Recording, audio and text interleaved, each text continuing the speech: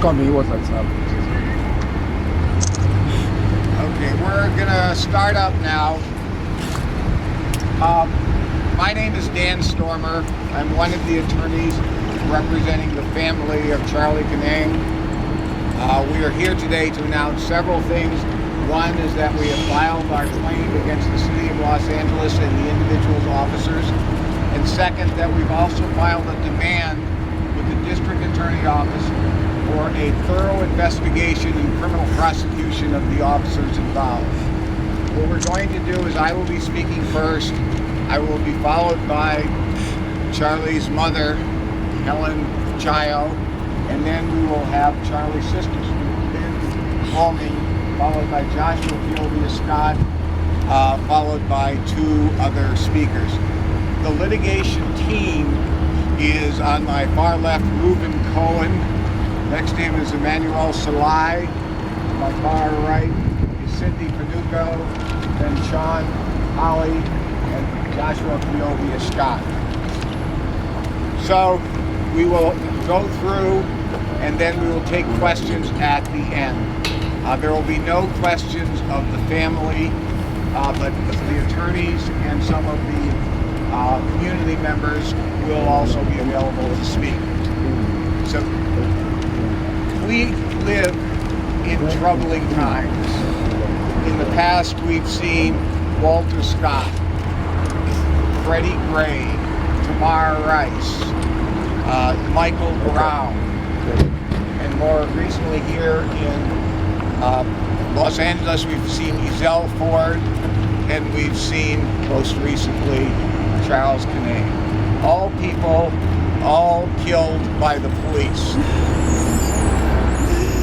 I came to Los Angeles in 1980. The year before I came, a 39-year-old woman named Eula Love, 39 years old, recently widowed, with two young children, was killed when she objected to police officers coming on her property to turn off her utilities.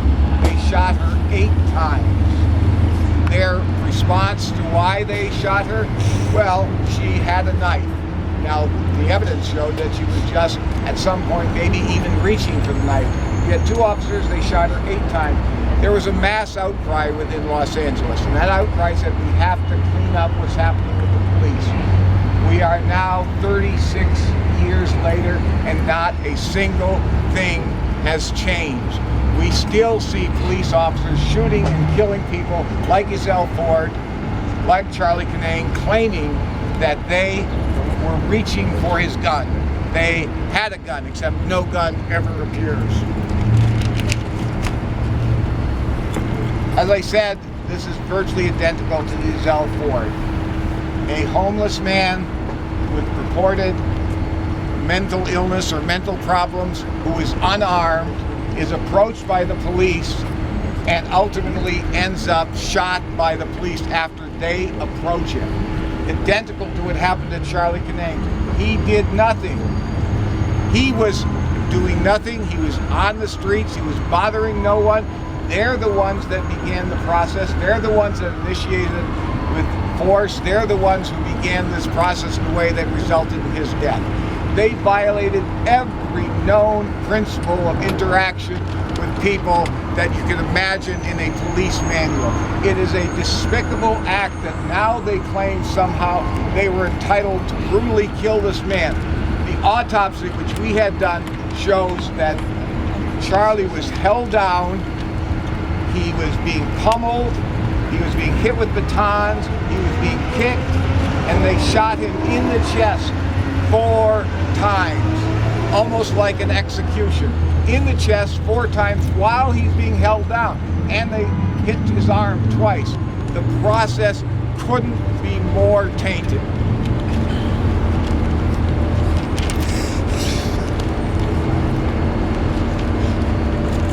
We were told by Chief Beck that these officers were trained in mental health issues.